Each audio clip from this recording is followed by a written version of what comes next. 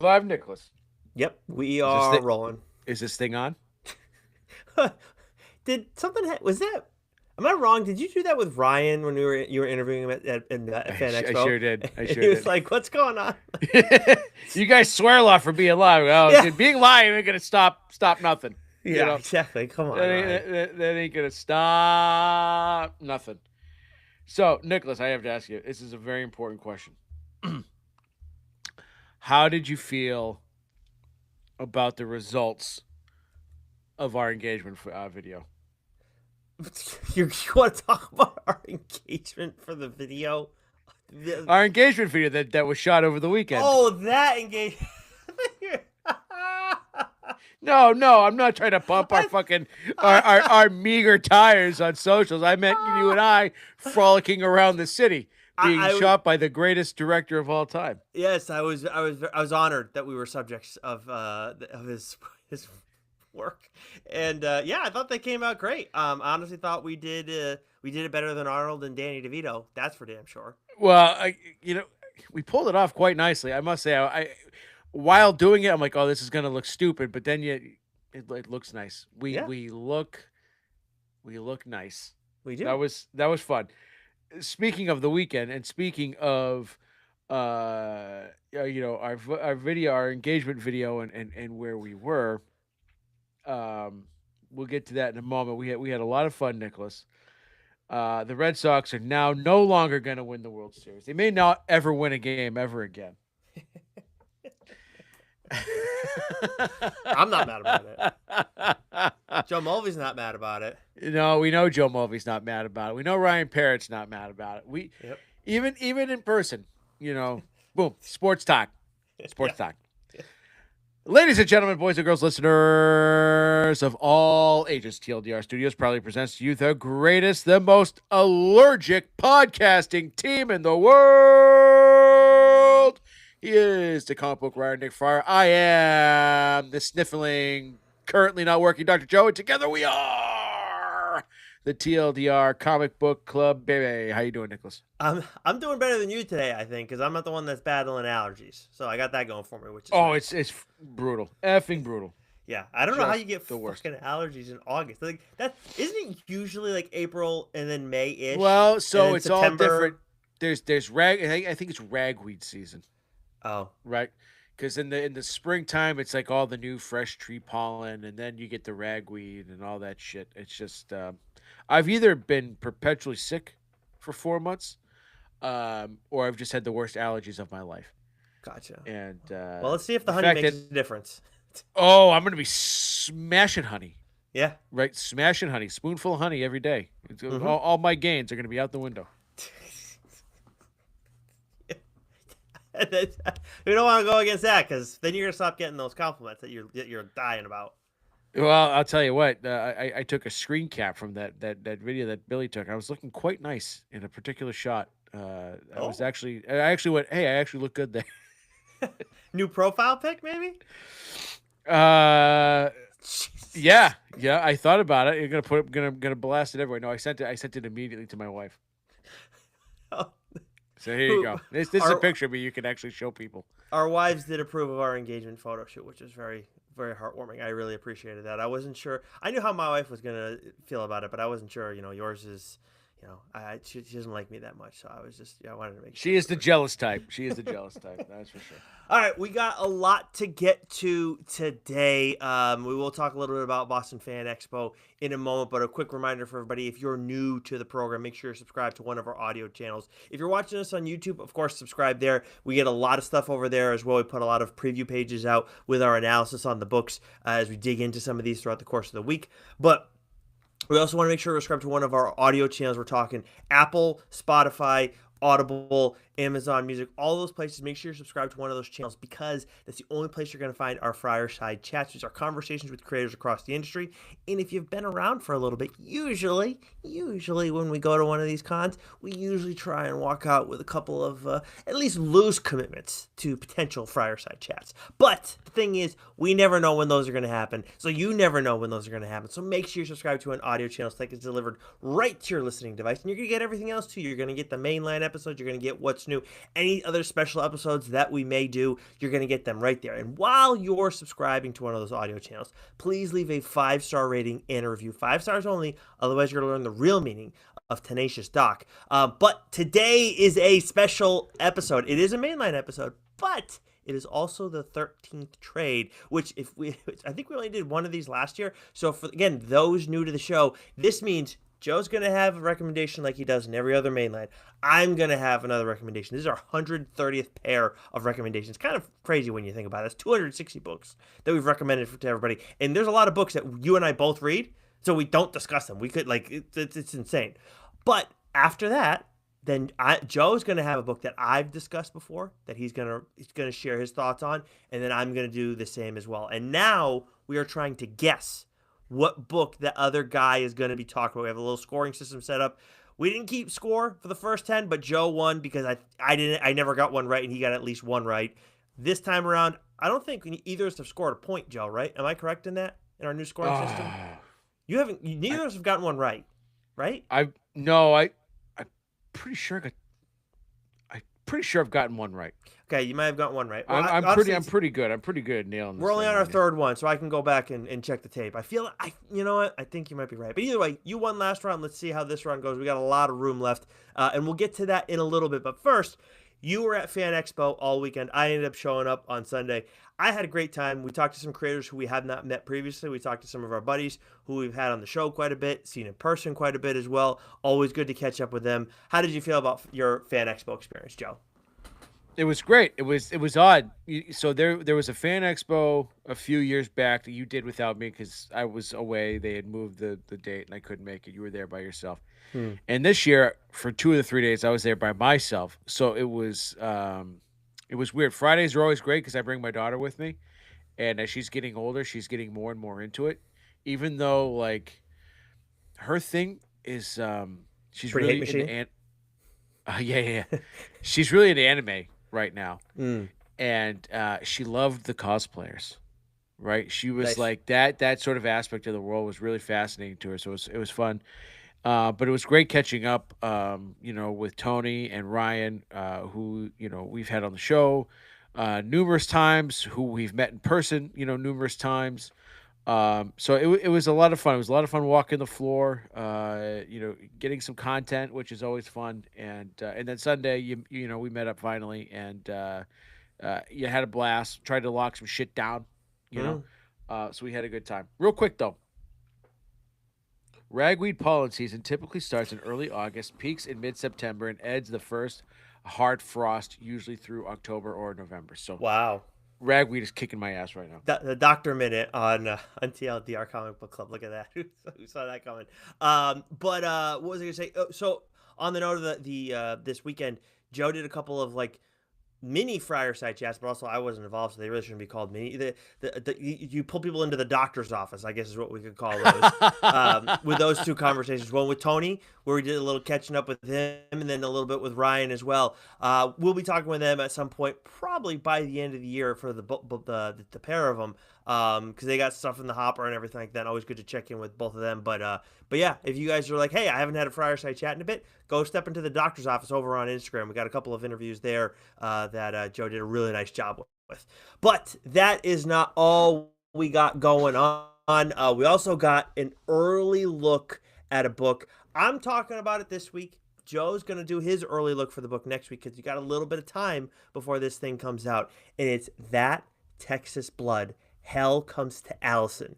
Issue 1. That Texas Blood is returning this September. The final order cutoff, though, on this first issue is August 31st. And look, this is a renumbering. So this one's probably going to sell out a little bit crazier than the average That Texas Blood book. So you make sure you add this one to your pull list because you're going to want to get a copy of this. I did get a chance to check it out already. Again, written by Chris Condon, art by Jake Phillips. Here's the synopsis. On March 19th, 2003, Sheriff Joe Bob Coates and Deputy Wilson Hart are called to the Allison Ranch, the largest and richest ranch in the United States, where family grievances are blooming into full-blown war. I don't need any more than that. I'm in, but we got a chance to look at it already. We're back after a 4-year hiatus, and this was an excellent return. In this series, like it's a return that immerses you right back into Joe Bob's life, and we're at a stage where we've yet to see him experience to this point. And I think Chris had told us about it a little bit previously, but I'm not going to say any more on that front. We do get an introduction to a cast of compelling new characters who are going to make some noise. They do not waste any time in making some noise. And honestly, it's one issue, but after just one chapter, you already know that this new installment of That Texas Blood is bound to break your heart. And I think that's all I'm going to say at this point on the start of this. But really welcome return to this series. Joe will be sharing his thoughts in a week as well, so make sure you guys check back in for that. But we got a lot of new books to get to that are out this week as well. Joe, want to take us through Marvel? I think so. From Marvel, we have Okay. for for new comic book day, August 12th, 2026. From Marvel, we have X-Men issue 35. We also have the finale of X-Men 97 season 2 dropping this week, which I Yep. can't wait for. Which Yeah, yeah. been I'm really good. glad. We've been really enjoying that series. I'm really glad that I like held off and I watched like the first. I watched them all last week, and so I only had to wait like a week for the finale. So I'm very, very happy I did that Oh, because nice. waiting week to week is it's for the fucking birds. Anyways, we have the Infernal So Hulk issue spoiled. 10. Very well. Hey, listen, like you're gonna drop that on us. That's now what's expected, right? Like we know you have the power to Mm-hmm. do it, so just fucking do it. Wolverine issue 25, X Men United issue 6, Venom issue 260, not D Generation X, but Generation X23 issue 7, Doctor Strange issue 9, The Amazing Spider Man Spider Versity issue 5, which, as of the last time we talked, Nicholas, I had not seen Brand New Day. Awesome. Awesome. Awesome. Awesome. Right? Awesome. Awesome. Awesome. I put the Spider Verse movies in their own separate category. This is Sure. my favorite of all the live action Spider Man movies. This is to me hands down I'm in the the same best boat one. as you. Yeah, absolutely tremendous. What's your number two? What was your number one Number before? 2 would probably be Homecoming. Everybody, I like Homecoming. I do not like it as much as most people, but I'm also not as big a Spider-Man fan as everybody else. Yeah, yeah, So yeah. maybe that's what it is. I don't know. And then I put the Holland Spider Mans above all the other ones, right? And then it would be the Toby ones, and then I don't even think I've seen the Garfield ones. To be honest with you. I like the first Garfield one. The second Garfield one's not good, and I put the first Garfield one ahead of Spider-Man 3, meaning the Tobey Maguire Spider-Man Yeah, that sounds 3. about right. Yeah, because that Yeah, movie fucking stinks. So, anyways, brand new day. Excellent. yeah, Speaking of X Men '97, we have X Men '97 Season 2, Issue 3. Jeff the Land Shack Superstar, Issue 2. Miles Morales Spider Man, Issue 1. Queen in Black Thor, Issue 1. Star Wars: The Fall of Kylo Ren, Issue 1. And then the book that I would like to discuss from Marvel, Nicholas, is Punisher, Issue 7, written by Benjamin Percy with art by Farid Karami. And I love this villain. Absolutely, yeah, we got a taste of this villain in the last issue, and what I love, I could say the villain's name, right? yeah, yeah. Yeah, yeah, Collateral Damage. I love that name. I love Hmm. the premise of the character, but what I love most is the artwork that comes with his weapon, and the way that bullet is Mm. drawn, and the way that it gets sort of sequenced between all the different victims, right? Like to me, like I I loved it. Uh, it was just so badass, right? Like this entire issue was just so badass, and it was it was vicious. It's vicious. You got microchip and Punisher trying to like geolocate this bullet, and all of a sudden it's like, uh, bro, We're no longer following it. It is coming at us. And then what happened to the surrounding people as it was just it was this was an incredible issue. And the action was nonstop. The story, I just love the premise of this villain so much, Mm-hmm. I agree. and it's just excellent. This is really really great Punisher work from one of our favorites in Benjamin Percy. Yeah, there's so much done in this issue in the way of developing this villain, and I really think, like to your point about it, just in general, this villain, like he is the perfect opposite, like the perfect modern day adversary for Frank Castle, and it's just the last issue was outstanding when the character got introduced, and this issue was built on that, and I cannot wait to see more from this individual. What a great addition! What a great another great like Marvel creation from Benjamin Percy. Like Talia Warroad is one who we've talked a lot about before previously from Ben when he did his Ghost Rider run. I think this character is shaping up to be on this level, if not even better. But also a Rogues Gallery edition, so a little bit different. But yeah, this is like really, really strong stuff from Ben on the Punisher for sure. Yeah, tremendous, tremendous, tremendous. All right, over from DC, we got Action Comics 1101, Barbara Gordon Breakout issue 4, which Joe is reading. How is that series going? It's excellent. I thought about talking about it this week. It's just it's so good, and it's gonna read. I mean, it reads really well month to month, but I think it's gonna read real well as a collected trade. It's just Nice. there's it's there was sort of a lot that was given in this particular issue, but what I love about it is that it's just Barbara in there, right? And you don't get a lot of the Bat family, right? And but you just get more of the story, more of the sort of the conspiracy that's going on, and it ends on an absolute friggin' banger. This has been one where you were on it from the jump, and I was like, okay. And the concept did sound really really good when you first highlighted. So the fact that they're still delivering through the first four issues, I'm excited for you to talk about this one on the show. Then we got the Fury of Firestorm issue 5, Supergirl issue 16, Bleeding Hearts issue 7, which of course is Vertigo, Clayface Celebrity Dirt issue 2, Emperor Aquaman issue 20, Green Lantern Corps issue 19, The Nice House by the Sea, issue 11, also now a Vertigo title.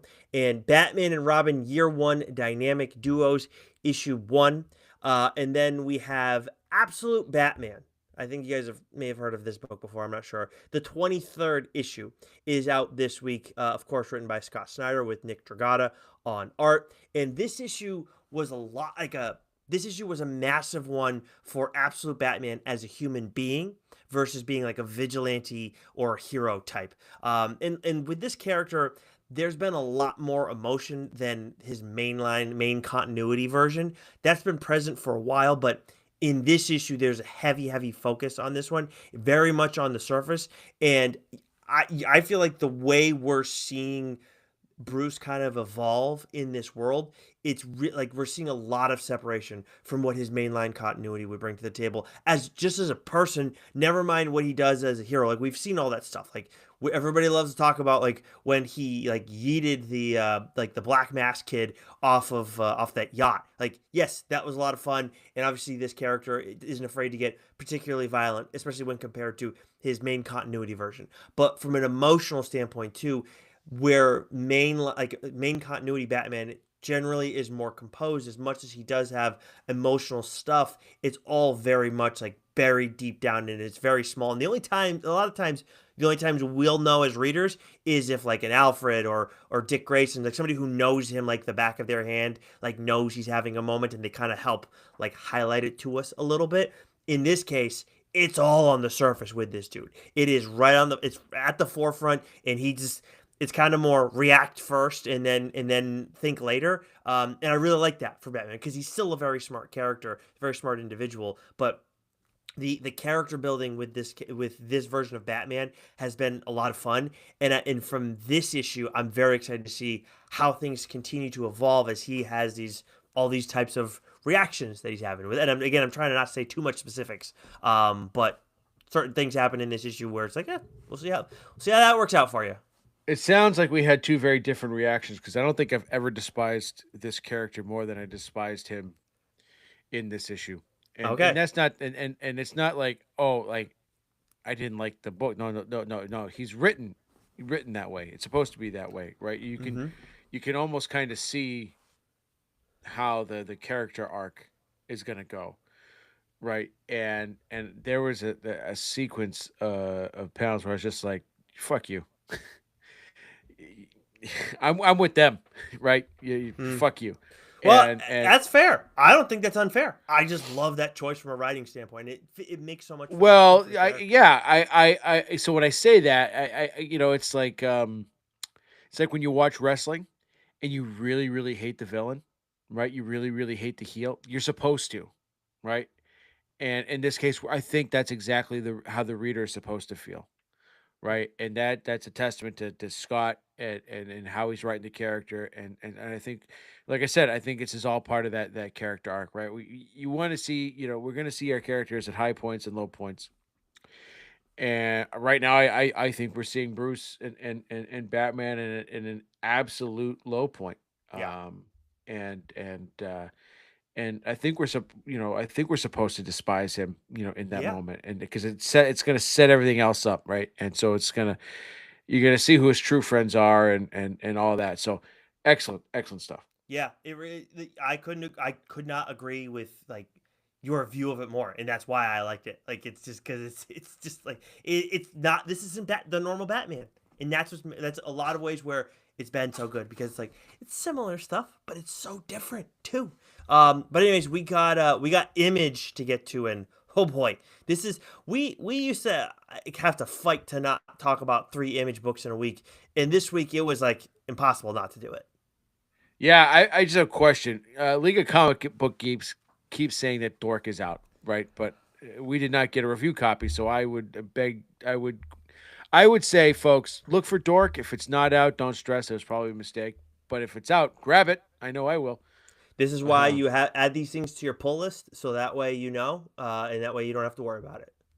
all right. So from Image and Scabound, we have Transformers issue 35, G.I. Joe Real American Hero issue 331. We have Witchblade issue 24. Deadly Tales of the Gunslinger Spawn issue 17. Die Loaded issue 8. Yeah. God, right. I'm never emotionally ready for this book. I just never am. Blood and Thunder, issue 16. The $1 Trillion Kid, issue 2. Malevolent, issue 6. Starhenge, book of 2. A Kiss for Atticus, issue 2. Regicide, issue 1, written by Patrick Kindlin, with art by Ludovic Laliat. You enjoyed this, Nicholas? You read it at least? Yeah, it wasn't necessarily for me. I guess that's how I kind of felt at the end of it Gotcha. all.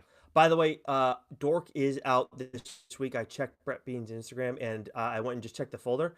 I gotta recheck the download, but I did not. I swear I didn't have it before. I have it now, so we'll Oh, have we okay. can't talk about it, everybody, but we'll be checking it out, obviously. Sorry, Brett. We'd be Yeah, talking about it if we had it. It's I'm sure it's great. We love this book. it's excellent. We love Dork. So Dork is out, folks. Dork, Dork, Dork, Dork, Dork. But there are a couple books, just a couple two tree books from Image that we would like to discuss.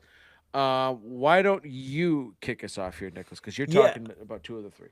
yeah. I'm gonna do the one that caught me by surprise because this book, as much as we like the writer, it's still like they caught me off guard completely, and that's Yumi Double O X issue 1, written by Doug Wagner with art by Hoyt Silva. And that's and obviously Doug Wagner does a lot of stuff with Daniel Hilliard as well, who we've been raving about quite a bit recently. Obviously they did Narco together, and obviously they do the Plastic Universe and everything like that. But my favorite one is I Was a Fashion School Serial Killer.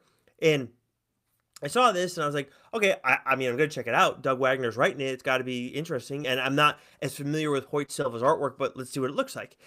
Man, I read this and I was like, wow, this starts. I was like thrown off because you're like thrown right into the middle of a scene. And I do like that. I like a cold open, but I was still thrown by this character's on a phone call at the start of it all, and we're only hearing one side of the conversation, and it's just I don't know what else is going on, and then it just kind of and it moves from there, and you get it by like the second or third page, you figure out what the hell's going on. It's not like that confusing, but it's just it took a second for me to get my bearings, and we get to know the main character Yumi, who is this self-described femme fatale, and she absolutely is that. But where she differs from like at least my understanding of like the traditional sense of a femme fatale is I feel like those characters generally have an edge in some capacity, and it can vary, like to what regard that they are edgy.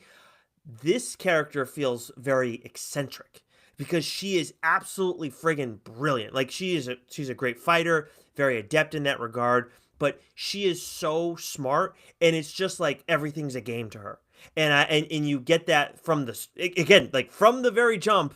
That is very clear. And all that said, too, it makes her motivation, which again is made clear pretty early and discussed further throughout the course of the issue. But once you really get an understanding for just how smart she is, you like her motivation's like, wait, this, this is what's causing you to do all of this. So I'm very excited to see how all this is going to unfold, when certain things are going to go in like a wrong direction for her, and how she's going to handle that. Because again, I know I'm speaking like vaguely and dancing around certain like plot points and all this, but again, I don't want to spoil it for people. But I'm really invested in this main character. So going into this, like I didn't know what to expect. Now it's like I love this main character. I can't wait to see what she does in this story. So Yumi XX issue 1. This is a good issue 1 if you're looking to take a chance on one this week. Love that. That's awesome. Yeah, it's just definitely on my radar. I didn't get to it. We had a busy weekend, Nicholas. But the book I want to discuss is a book that I think I've talked about every month. Since it's come out, and that is Of the Earth, and written by Mm. Chris Condon and Andrew Eric, with art by Charlie Adlard. And this is a book that when you get action, it's vicious, right? It's quick, right? It's sort of like jump scares, right? And then the rest of the story, right? It's just, I think I've said this before. This is not the fastest paced story, but that is in no way, shape, or form a negative or a knock or a nitpick or anything like that. Like to me, this is a slow build, suspense. Like to me, this is a great short story in comic book form, and Mm. the colors that we've gotten in this series, especially this particular issue. This particular is very dark, because it's nightfall, right? And so like the story sort of it's taken place within a 24-hour period so far, which I love. And so it's nighttime, so everything's a lot of dark blues, blacks, dark purples, and it really adds to the suspense, because you'll get these little pops of white when you like get eyeballs or baring teeth just sort of out of nowhere. And Grandma gone done off the reservation. She's gone off the reservation, right? So whatever has sort of taken hold of the earth, on this farm, is really doing some damage, and we get a really big reveal, at the end of this issue. This series has already sort of had this sort of monstrous sort of vibe to it. I did not see coming what we got at the end of this issue, and I love it. Right, this is to me, this is my kind of suspense. Right, it's just that good slow build, and then you get your pops of action here and there, and it's quick and it's vicious, and whoa, it's jarring in the best way possible. And then the story, it just kind of keeps building. It's very layered. So Of the Earth, Condon again is absolutely crushing it. You loved it? I I, I loved it. I gotta see if I can get that sounder because Pineapple Boys aren't on much more these days, so we got to make sure that's getting its rounds. But anyways, all right, so nice. Yeah, I mean, Of the Earth was like, there's one specific shot where I was like, I saw it and I'm like, wait a second, what the fuck is going on? And the Yep. way, the way it evolves, like. There's some shit we've been waiting to go down in this issue, but you didn't know, like to this point in the series, and you don't know how it's gonna go down. Some shit goes down and you're not ready for it. You have no idea what it's going to be. Yeah, that was something. I'll tell you what, if that was in a movie form, we'd both be scarred. That's for Oh, damn sure. fuck that. Yeah, yeah, Yeah, yeah. I wouldn't watch it if it was in a movie. exactly. Yep. Comics, horror and comics is generally more palatable, I guess is the word. Like it's, I guess that's the way to put it. I watch horror movies, but like it doesn't happen often when horror comics like is going to give me nightmares. Like, but there's definitely moments where I'm like, that was in a movie. I'd have a tough time with that after the fact. Definitely be shutting one eye, and it'd be my good eye. All right. So from Image, also we have Exquisite Corpses, Rascal Randy, issue 2, which is written by Tyler Boss with art by Daniel Burnett, and of course, this is all from the creation of James Tynion IV and Michael Walsh, who writing and art, illustrating, arting, in this series. So we get a lot of background in this issue on a particular character who's important to the story in a lot of ways in terms of like establishing motivations. And by the end of it, I was just like, I'm stunned at how invested I am in this character. It was honestly like one of those things where it was background information I didn't know that I needed, and it really enhanced my investment in the story, and really made me feel certain things for individuals within this. Now it's like, okay, I can see where certain people want to make moves and whatnot, but like, is that going to be it? It might be, it might not. I don't know. There's still very much a mystery at the center of this, and we're talking about Of the Earth with some of the events that happen, and them being like, holy shit, the violence in Rascal Randy is also like, what the fuck is going on? Like it in like they hide it well too. Like you don't expect it coming. And I think with jump scares in comics, that's another thing that's a little bit harder to do, a lot harder to do than you see in like a movie or a show, just because like you're able to use motion and everything like that in a different way. With this, you run into page turns, and sometimes it's a little bit harder because people look at the right hand page beforehand and whatnot. But they're doing it right in this one. They know how to push the right buttons and stuff. And in this issue, it was done perfectly. And even though I'm saying all this, you're not gonna be ready when it happens. It was fucking, oh my god, dude. It was excellent, and I did find myself much more gravitated towards the uh, sort of the backstory that we got. I loved Yeah, that. I right. loved every second of that, and then the present day stuff is also really good because you've got two like really great characters, and but yeah, at the end there, oh Yeah, yep, wasn't ready for it.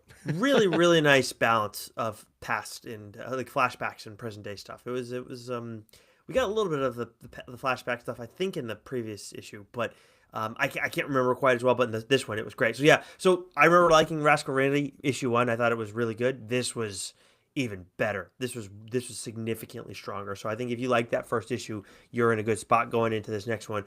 Why don't you take us through these next two publishers, Joe?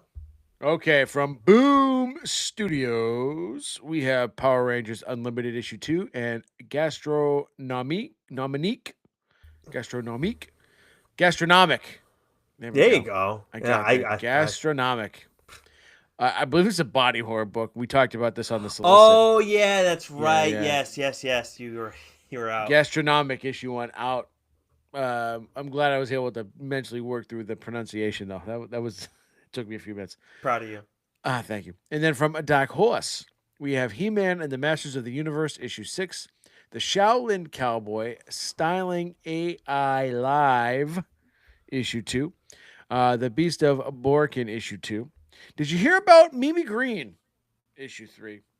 And then finally, The Foundry, issue 1, written by Mike Mignola and Chris Robertson, with art by Christopher Minton. Yeah, I'm going to take us through these last few before we wrap things up with Mad Cave. From Dynamite, we got Thundercats, Silverhawks, issue 5, Fire and Ice, Dark Wolf, issue 2, Aladdin, issue 2, and Gargoyles, issue 1. From Oni, we got Adventure Time, Quadruple Feature, issue 2, Faceless and the Family, Maze of the Mechanical Aliens, issue 2, Biker Mice from Mars, Scorch, issue 1, IDW, we got I'm sorry, Teenage, jeez, The Twilight Zone issue 10. I was on autopilot there. Seven Wives issue 3, Godzilla Monsterpiece Theater presents Roar of the Worlds issue 1, a little bit of a mouthful. Hello Kitty and Friends Hello World issue 1. And then from Titan, we got The Savage Sword of Conan Reforged issue 6, which brings us to Mad Cave.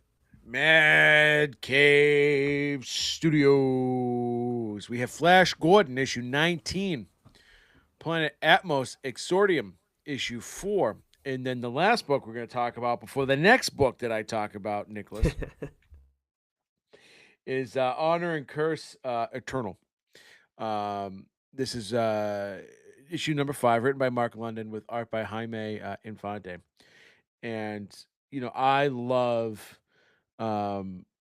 everything in the Underworld universe. I really do. I've talked about the number of the books on the program. I love the big crossover event, and so this is sort of the next wave, and in those books, right? And one, I couldn't believe we're already on issue 5. Like, holy cow! It feels like it just started, which is great. I'm getting my fill. But this issue in particular, Nicholas, um, Jaime Infante's art in this issue, to me, I think is my favorite art, not just of this series, but I think of possibly the entire Underworld universe. This issue absolutely rips. The action scenes. There's some real grotesque stuff. There's some transformations that happen. We've got our main character, Genshi, really sort of uh he's up against it. He's up against it. And the villain in this really seems to have his number until the issue unfolds, and we get this absolutely insane art sequence, and we finally start to see what happens. Why Genshi's sort of been trying to keep his inner demon, his Tengu suppressed all this time, right? So this is a very pivotal issue. And I love the storyline, I love the characters, but to me, like, the art in this issue absolutely knocked my socks off. It was 1,000 miles an hour, and there was just some sequences. I was like, how the hell did he pull that off? And it just absolutely rips. So, Honor and Curse, Eternal, issue 5. Um, if you haven't been reading it, catch up, grab the trade. The trades. I'll say this about Mad Cave: they get their trades out pretty quickly. Hmm. And I think with this one in particular, the trade will be ready to drop as soon as on their online store. Like, I'm pretty sure, like, as soon as, like, this arc is over. So keep your peepers popped for that one, folks. Yeah, and that's another one too. We've talked about it in the past. They have the that whole like digital first. So if you get all the single issues in digital form, and then you can get it as a trade in physical form later. Pretty darn good deal. Yeah, awesome stuff. But that is not the only Mad Cave book that is being discussed tonight. You have a Mad Cave book that you've been talking about a lot for quite a bit. You've effectively made me have some serious FOMO about this series. I cannot wait to check this out. It's going to move into the top of my my to read list pile. What do you got, Joe, for this week? Is Joe okay? No, he is not. His allergies suck. No, for Mad Cave Studios, is Ted okay? This is written, drawn, and lettered by Dave Chisholm. And uh, synopsis: this is a story about Ted and Sarah. Ted, isolated and paranoid, works for a mega corporation owned by the world's only trillionaire. He suffers from night terrors, obsessively draws the same mysterious figures again and again, all while listening to one track of music on repeat. Oh, and the only person he ever talks to is a stray cat. His humanity is hanging by a thread. Sarah is a new arrival to the city fighting her own demons, and her job is to remotely spy on Ted to ensure he doesn't hurt anyone or himself. When Ted's mental state begins to crack, Sarah compassionately intervenes to help, and things go catastrophically wrong. So this is a 6 issue series, all done this year, and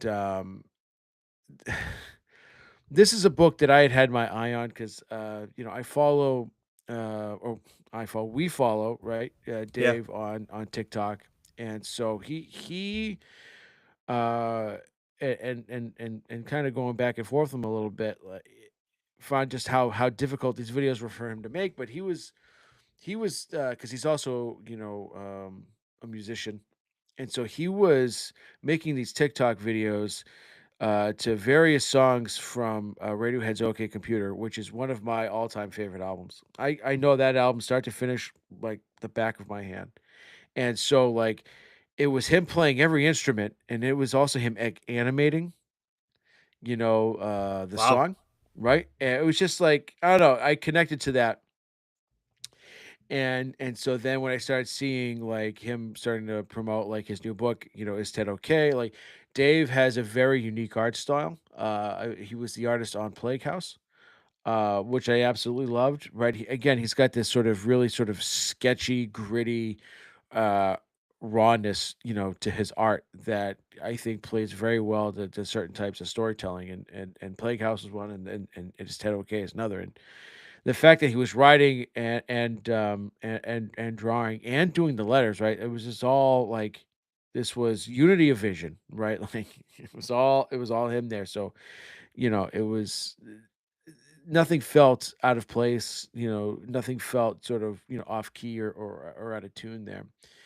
And so when I'm reading this comic, I'm sort of going back to those videos he made, and with sort of Radiohead sort of being that sort of common thread for me. Like I felt like that's what I could hear in the background of my head when I'm reading this comic. And Nice. and Ted, right? He's always got headphones on. At least in the first half of the story, right? The first three issues, when Sarah is still just sort of observing Ted, and he's just sitting at his desk, looking all sketchy as shit, but he's got his headphones on. And to me, it's like he's listening to, one of those tracks from OK Computer. And I'm not a listen to music while I read kind of guy, but like I had that humming in the back of my head Interesting. while reading this. And so like the thing I'll say about this book, right, is that it's an experience. It is everything about it is an experience visually, storytelling. It's emotional. It's gut punching. It's an absolute roller coaster. Visually, it's really like it strikes a certain tone, and then once you kind of get to the halfway point, it just will melt your fucking face off, right? And just goes absolutely. So it's almost sort of like a tale of two halves, right? Where the first three issues, you know, and it's not so much setting things up. It's just like it's a 6-issue story, and it's like you're getting two little arcs right in the middle of it, right? You get two very distinct halves where the story is going one way, one way, one way, and all of a sudden it's like someone just cranks it to 11, and there it goes. And then it all gets tied up, you know, in this wildly emotional bow. So like it's an experience when you read this book, you know. Um, it's a book about empathy. It's a book about isolationism. It's a book about revenge and tyranny and acceptance and guilt, right? Like this is just like, yeah, it's like hit the Jeff Lemire bingo card, you know. And we all know how I feel about Lemire and those types of books. So there's a lot going on, but you get so emotionally invested in each character that you're just drawn into each panel, page after page after page.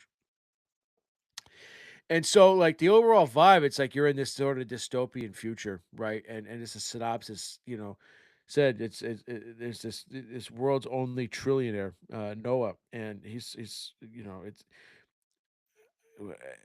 think of it as like the world's gone to shit, which is not that difficult thing to do.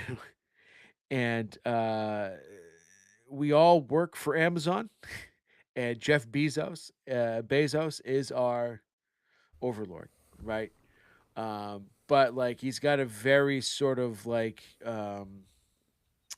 it's not like we're all like, oh yeah, it's like no, he's got us all conned, right? And thinking the world and everything is a certain way, right? So we're living in this really weird world that is like when it's so well done because it's just like sort of like what the all story is all about. It's like when you're following Ted and Sarah, like you're in that world, and right, but then like you get out of that and you kind of get this sort of overlooking view, and it's like, oh, this shit's fucked up, and they don't Hmm. realize it. They don't know it, Wow. right?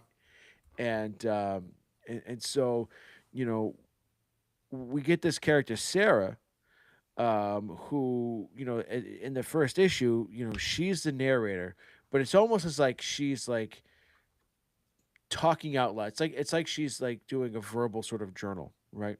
Where she's talking to someone, right? Like, oh, he reminds me of you, right? And so there's this part of her where I think she's like feeling this guilt. Something's happened to someone very, very important to her in her life, and she sees Ted as that person. And so now Ted to her becomes more than just her job, right?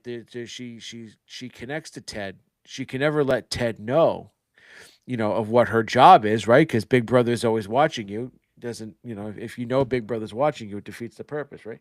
Hmm. But she's like, screw, I'm gonna like because there's something that's so traumatizing that happened to her, and she's like talking to this person and narrating sort of at the same time, right? So you get a sense like, okay, something's going on here. You don't know what, and then she decides she's just going to take matters in her own hand because she doesn't want to repeat the mistakes that she feels she made with this other person. And then that's when shit goes fucking sideways, right? Because Ted, as a synopsis said, is sort of like living on a knife's edge, right? Where he has these horrific night terrors, these visions, these nightmares and dreams. And the way Dave draws those, it's like, oh, it's jarring, right? And so Ted is a flawed character, but there's something about Ted, right? That's why I love the title is Ted Okay. It's like Sarah's wondering if Ted's okay. You as the reader going, Ted's very not, okay, Hmm. but you don't know what it is, right? And then as the story unfolds, you get so pulled in emotionally, but then like things just take like an absolutely wild turn, right? Because like that's the thing about like paranoia, schizophrenia. It's like how much of this is in Ted's head? What happened? Like I need to know more about Ted's past, right? Is there something there that that we're gonna get or that we're missing? So there's this weird thing. It's like, so what is real, what is not real whenever you're sort of with Ted in these first three issues, and then you sort of hit that halfway point, and then shit just like hits the fan, goes off the rails in the best way, and then we get introduced to new characters, and then we really get it's like, okay, now the curtain behind the Wizard of Oz is pulled back. Now you see what's really going on. You're really seeing everything for what for who they really are, what they really are, and like it's just like issues 4, 5, and especially 6, the finale to this series. It's just so awesome. It is action packed. The storytelling like gives you everything that you want, and the reveals, right? Like holy shit! But then and then you get you get this last bit of information that you kind of lose sight of because everything gets so like as Dave told me, like melt your face and just goes so off the rails that when it comes back, it's like that moment where it's like, oh my god, like there's this reveal that happens and the way it all ties up, it's just like that's it, that's the chef's kiss, right? And so you've got supernatural elements to the story, you've got conspiracy, you've got narcissism, you've got all these just sort of emotional elements to it, and then you combine that with Dave's just sort of really gritty colors and art, and this there's a reason why this book's been getting a lot of praise, and it very very very well earned. And like I said, it really is. It's like two stories in one. Like you're getting. It's not like, oh, it's like you typically we get 5, 6 issues. That's an arc. Well, in this, you've almost. It's like, bam! It's like first 3 issues is arc one, next 3 issues is arc two, but it's all told very linear in one tight uh you know 6 issues. It's just so freaking good. Um, and it really does deliver a whopper of a gut punch at the end. And so, I mean, your main characters are Ted and Sarah, right? And because those two are sort of interlocked with each other. You have Noah, who is the I would say the Jeff Bezos sort of this story, and his story arc is absolutely. I mean, he's a fucking prick right from the rip. You know it. And he's not a good dude, but like his story arc is absolutely bananas. And then I wrote down another character's name. I'm gonna keep that omitted just because they don't come in until later, and then but it's very pivotal to the story. Hmm. And this is a book you really want to read and experience. Um, but just like figure like Ted's whole story arc, the emotional roller coaster that all these characters go on. It really is something else. This is a very unique book, and I enjoyed every goddamn second of it. And Dave's writing and Dave's art, like I was familiar with his art going into this because I read Plague House and loved it. And so I really hope now, Ted, Dave, gets more opportunities to write, draw, kind of do his own thing. But just in general, write more, draw more, and just absolutely, absolutely love this book. Yeah, I mean, we've said it before. I stand by this. When one of us says that the book is an experience, to me that makes it feel like it means it feels very singular. And the second I was already in on this, but if I like knew less about this series, once you say that, I'm like, this is a must read. Like you have to check this out because if Joe's saying it's an experience for him, then there's something about this book that's unique to any other book that he's read previously. And this is the 130th book that he's recommended on the show. So I'm very excited to check this one out. All around, it sounds like it has a lot of components that we both like to it. And I'm excited to get tripped out by David Chisholm's art. That's for damn Yeah. sure. Yeah, it's gonna trip you the fuck out, man. This whole series, man, it's crackers. It really And is. this one we've talked a lot about a different stuff that's like maybe already being made into a show, made into a movie, whatever. This sounds like a movie to me. Oh yeah, 100%. I mean, so much happens, but in a fairly short period of time, right? And it's off the rails, man. Like I feel like if this were to be a show, it would be drawn out for the sake of drawing out, right? Like Mm, man, like yeah. as a movie, this would absolutely rip. What do you think about in comparison to like a 4 to 6 episode mini series? Obviously, this is 6 issues, but even then, as you talked about, I'm still like, no, this one actually probably would do well as a movie. Yeah, no, because I feel like something would be lost. I think they'd maybe try and do too much. Like, no, this is a story that ne- 6 issues. It's nice and tight. Give me a nice tight movie. Like, give me, you know, um, because yeah, you could add stuff, right? You could, but I just no. Give me this as a 2 hour high octane movie, and I'd Mm, be very happy. nice, nice. Now the only issue that we're running into is we're probably going to get flagged on certain platforms for mentioning Jeff Bezos. So that's this would be the last show, everybody. Uh, but on a separate note, the book that I want to discuss today is from Image Comics, but it was actually originally written and published digitally over on Panel Syndicate, which is Brian K. Vaughan's online platform. But you now can collect it in a physical form over from Image Comics, and that is Friday. This is written by a one Ed Brubaker, but it is not illustrated by Sean Phillips, who is the father of Jacob Phillips. I know you have a tough time keeping track of that.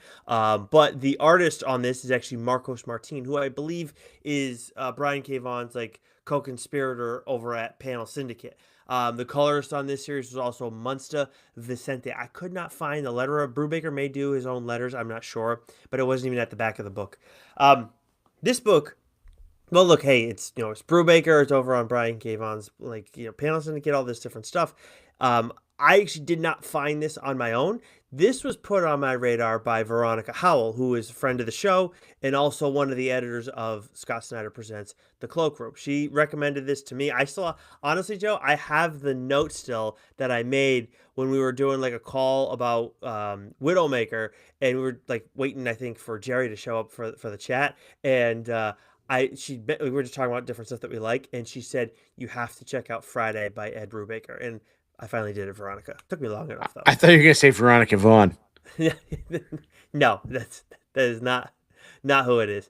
But then I also got sorry, where was I going with this? Oh, 9 chapters long. This thing it comes in 3 trades if you want to do it, or you can get it in its fully collected edition. There are over 300 pages. Even though this is 9 chapters, and just like a little bit math, I know this is a reading program, but we're gonna do a little math here. Don't worry, I use the calculator.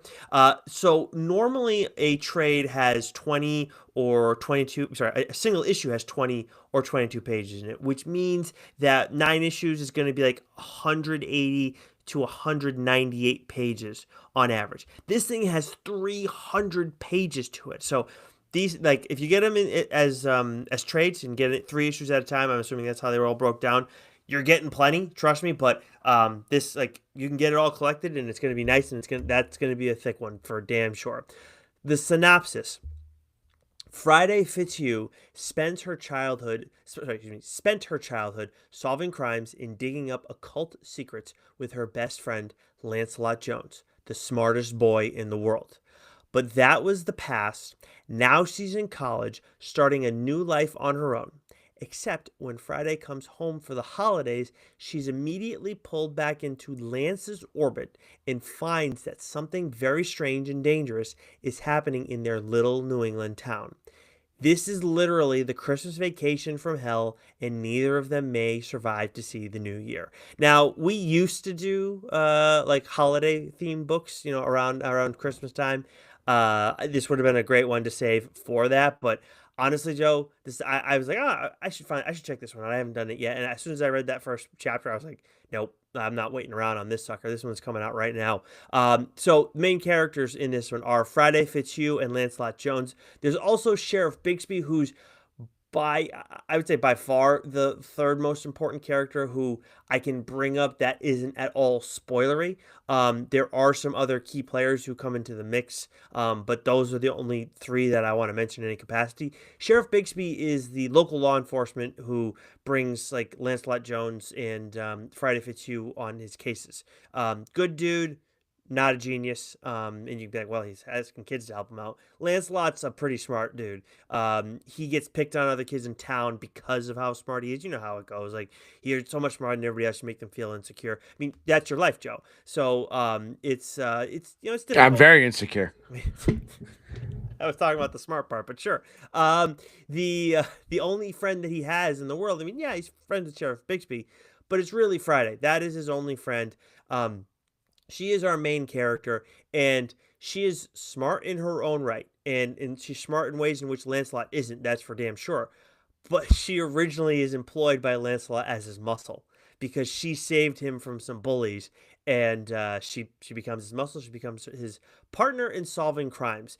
And something I maybe should have like kind of mentioned off the top of this is like I never read the Hardy Boys, but I don't live under a rock.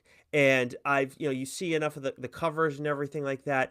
In the I believe it's the first chapter of this, you see a bunch of covers of like cases, like fake book covers of cases that these characters have solved over the years. I want to say it was somewhere between 4 and 8, but it's just like, dude, you're already giving me that feel of like the Hardy Boys, but then you start adding these covers and these fake covers, and you have like the case names across the top and everything, and it was just like I'm not nostalgic for those books at all, and I was getting nostalgia vibes as I was seeing that like highlight sequence. So in where you have the Hardy Boys, which is YA, this is kind of like the transition out of the YA. Like these characters are in that transitionary phase of going into high school and sorry, going from high school into college. Lancelot's a little bit younger than Friday, but he was also like a few grades ahead of her. So they're both like from an education standpoint in the standard sense,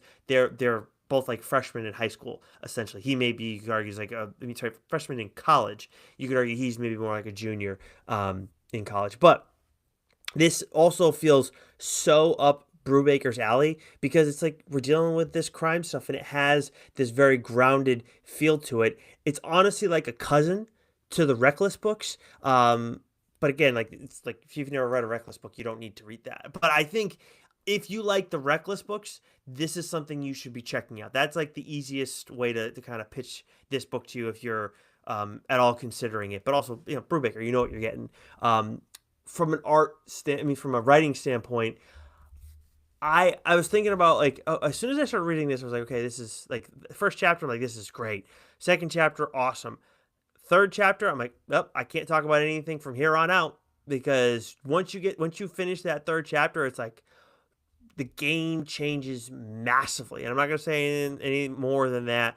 But I was like, you have wild developments, twists and turns that you'll never see coming throughout the course of the story. And trust me, you get some, 3, 4, and 5, and then you get more in 6 and 7, and then more in 8 and 9. And it's just like, what the fuck by the end of it.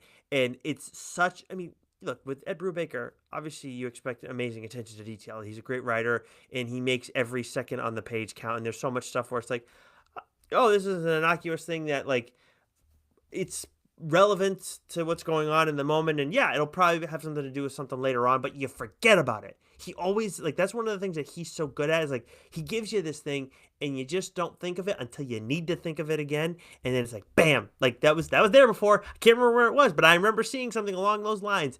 And I think Friday is a great example of like where Brubaker does that so well, and he may do it just as well. I would like to go back and reread the Reckless book soon. I haven't done that in a bit, and I think that would like I would love to compare his like approach in that from that standpoint. But great attention to detail, and all that said too, like there's a lot of information in this book because you're getting this world feels massively living. This town feels like immensely rich because you have these two main characters who've gone through all these experiences alongside Sheriff Bixby, but then you have other people in the town who you get to know too, and they have all lived lives. Like they're all fleshed out to so that they feel three-dimensional. And there's a lot like where it's like, hey, this character does this, but then there's this about them that we don't know, and so on and so forth.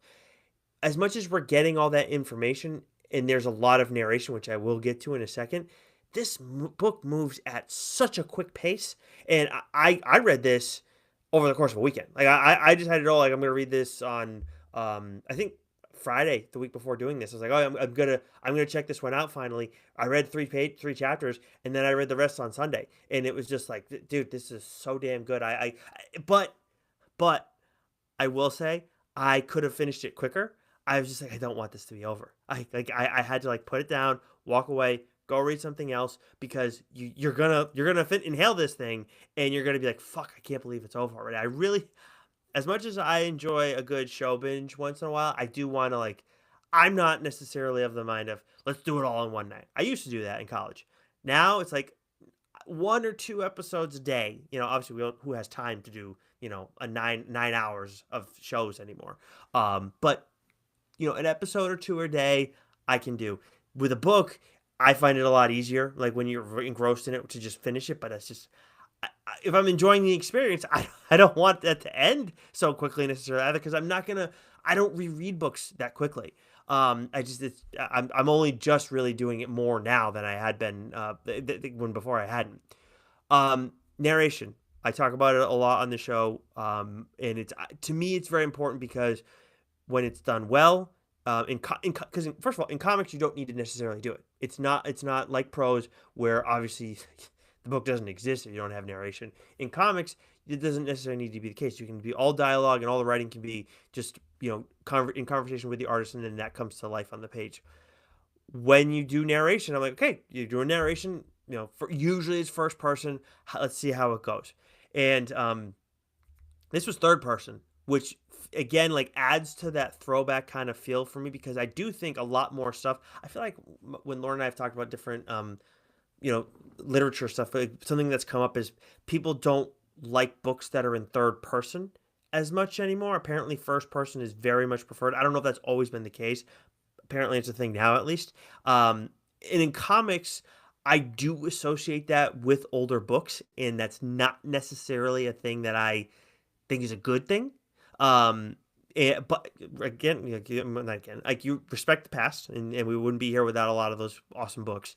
Um, Third person here, thought it was done very well, and it's again like Brubaker. You expect that kind of stuff. You expect him to thrive, but I think this is something that's really easy to fuck up because there are a lot of times this is something Brubaker wouldn't do when it's third person and it's like we're getting an explanation of what's going on on the panel. And I'm not saying that the narration can't be in conversation with what's on the panel.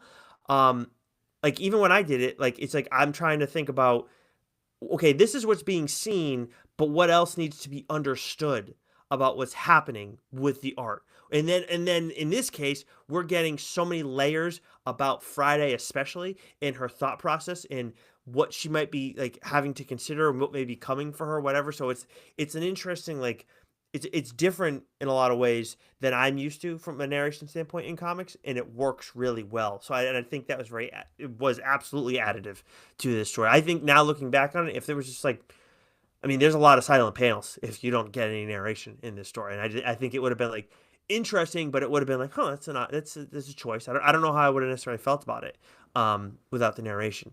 As for the art, the only other thing I'll say beyond chapter 2, because obviously I said a lot changes there, is Marcos Martin showed an insane amount of range in this series. Because in the first two chapters, like the story's going in certain directions, then you get the third, but by the end of it, it's just like, how the fuck did we get here? And like, how much friggin' shit? I gotta stop. I'm gonna like go farther than I want to with some of this. But Marcos Martin showed a ton of range. There's so much detail in the lines and in the color, and that is a big part of what makes the story feel so familiar. I honestly didn't know beforehand that this was like a New England town, but the second you see this, it's like, oh yeah, like it's in the wintertime and all this stuff. It has that very familiar vibe. And I think for two guys born and raised in New England, that familiarity is going to hit particularly hard. I'm very curious when you check this out if that's going to have an impact on you. But the only other thing I wanted to mention, it's again on an art note, the way that Martin develops the faces of these characters, like a Friday, Lancelot. There's some other characters. There's another one in particular who I want to mention, but I'm just refraining from saying too many characters from the story. It it's very interesting. I can't put my finger on exactly why, but it feels like kind of like a YA kind of feel, or maybe you could argue a post YA kind of feel, where there's something about them where it's like there's a softness to them, but they're also like, and there's other characters who are very mature, but with like our main characters, like a softness to them, and they're in the process of like now, like they're adults now, and now it's like taking that next step, and like these kids have seen some shit too. So it was interesting, like their faces just that really stood out to me throughout the course of the series, because there's some who have like similar kind of build and everything like that. So, anyways, it's a fun experience. I really enjoyed this, and as I understand it, we're not getting more of Friday, but I would love to get more.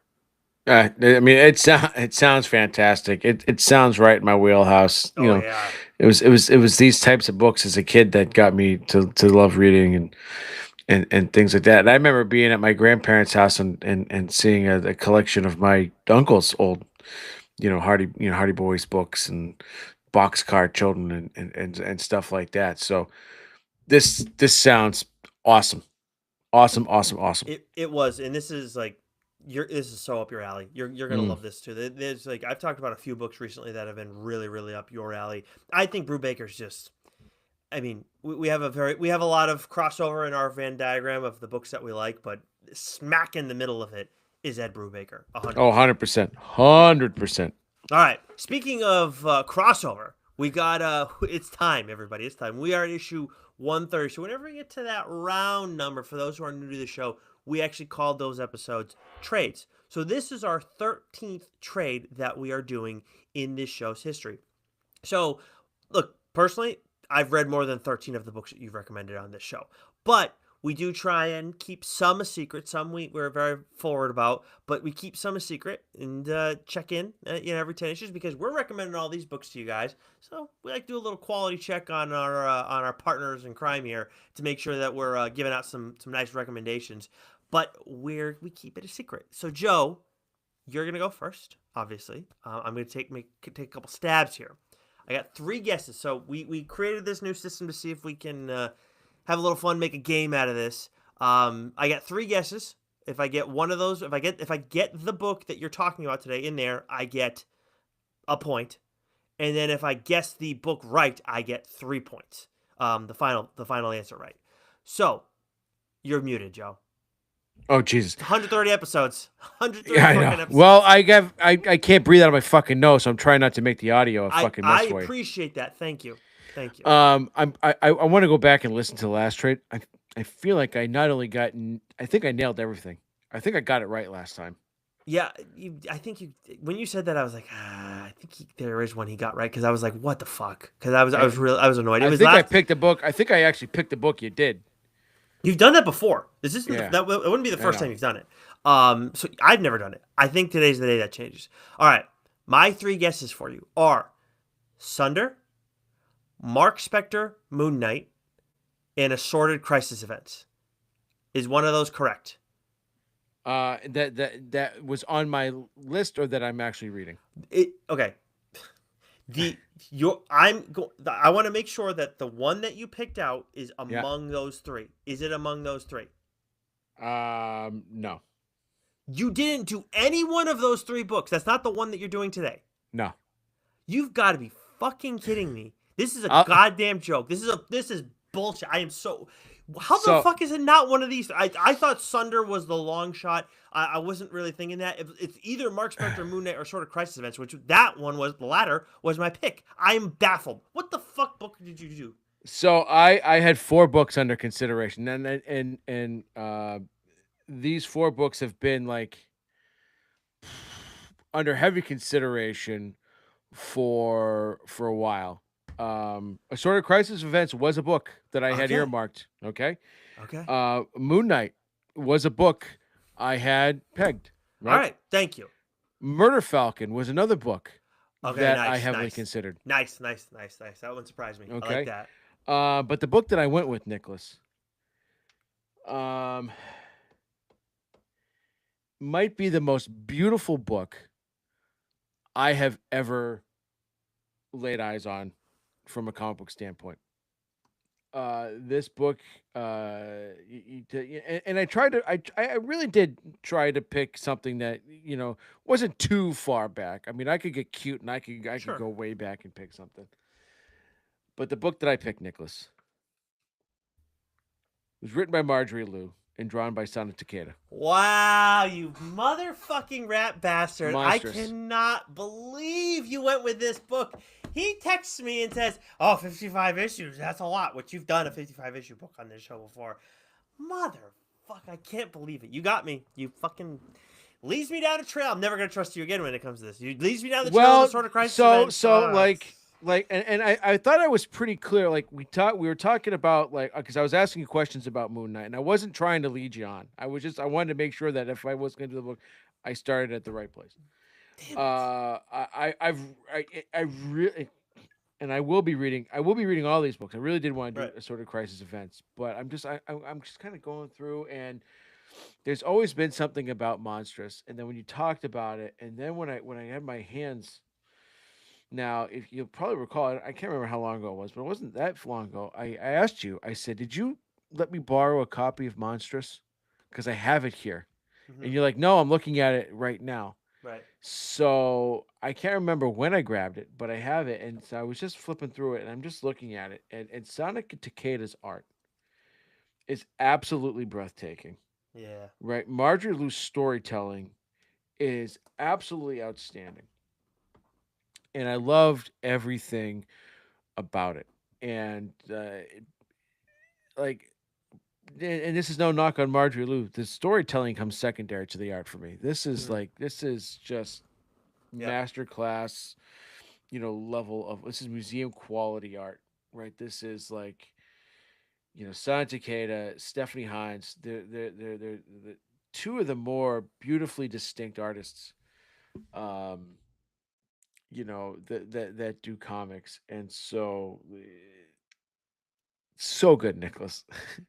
So good, I'm and glad you enjoyed it. I'm glad you checked it out. I'm just stunned that that was the pick today, but that it's a great choice. It's a great friggin' choice. It is yeah. I mean, amazing. you weren't far off. Like we were, the wavelength was there. I'm Um, almost more excited that Murder Falcon was like under consideration because it's like that was the so I'll out of tell the you, three. like it was either gonna be Monstrous or Murder Falcon. Like I was fully Mm. prepared to do Murder Falcon, but I just flipped through it. I gotta do it. It is It's I so respect damn that. good. I can't.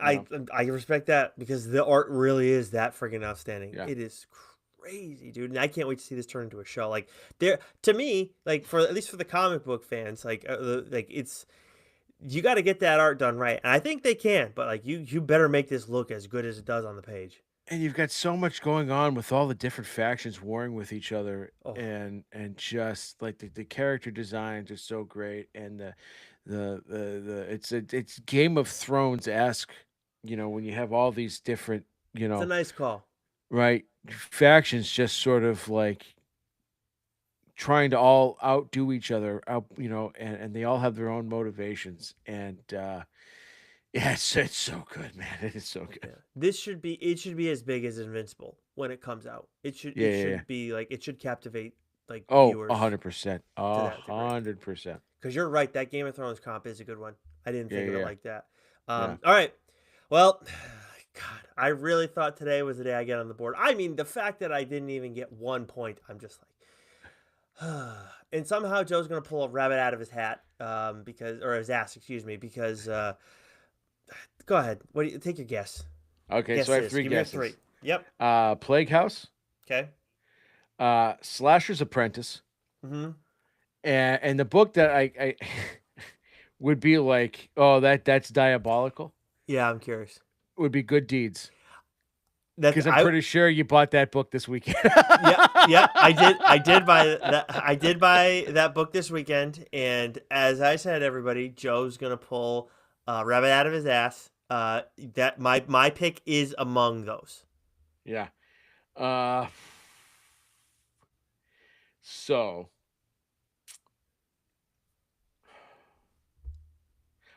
my gut's telling me go Plague House. God damn it! You've got to be fucking kidding me! I can't.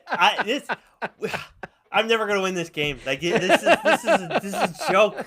It's absolutely insane. I've even tried to make it where I can just like at least put up a score. It's like fucking my God. It's like the Cape Verdean goalie and Joe. Like, that's pretty much it. Like this is stupid. Yeah, you're right. It's Plague House, and I'm not even remotely kidding. Like I was like what you said. Good Deeds, and then what was the other one? Slasher's Apprentice. Yeah, so I haven't read Slasher's Apprentice yet. And I had done Plague House. So I read Plague House, and I was like, the only reason I wouldn't have done it today was because like I was thinking, did I tell Joe that I've read this? I'm not sure. But I did. And it's like I haven't said anything to him about it. And I thought also it would be serendipitous. You know, you're talking about Chisholm, and obviously he's the artist on the series. But I was just That was like yeah. my impetus, because I knew you really Yes. loved it, and then I'm like, okay, okay, so Yeah, I thought about sneaking in Good Deeds. I am gonna read that would that have been soon. diabolical, right? That, because I was like, I'm going, ooh, that'd be, Yeah. yeah, that would get me. And That would get me. when I was like, "Oh, if I'm not gonna do Plague House, just in case I'm worried I'm wrong," I was like, "I'll do Slasher's Apprentice." That was like my next one up on my list, which I have not read that one yet. Another one that I have read, just for sake of bringing it up, I also have read Out of Alcatraz, which you talked about on this show. For one, Oh, let's go. What'd you it's think? I did I enjoyed that one. I Yeah, yeah, enjoyed yeah, that one. Plague House I enjoyed yeah. more. Like and also the editor on both of those is not friend of the show yet, but maybe someday. Bess Polaris, who is the editor also on Ah, Estuary. So oh yes. we like her work quite a bit. Mm-hmm. But Plague House, written by Michael Conrad, art and lettering by Dave Chisholm, and I I think if you're the simple pitch for me on this is if you're a horror fan in any capacity, or even like a thriller fan in any capacity, I think this is a book you should check out. It's like if you like it's like a fun commentary on ghost hunting and paranormal. I wouldn't call it a horror comedy. Definitely not that, but it's very much like a commentary on that space.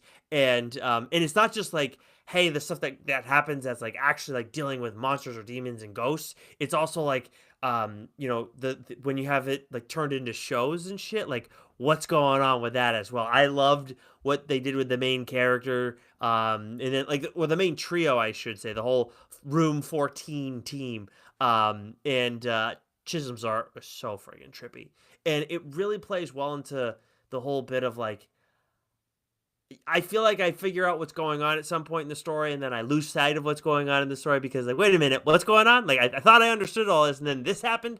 So it does a really good job with that. And I just thought, like, I don't think I've read much from Michael Conrad before, but I loved this pairing. And this is also, I'd read this a little while ago, Joe. So I think it was after you called dibs on his TED, okay? So when I was reading this, I was like, fuck, I'm really missing out right now.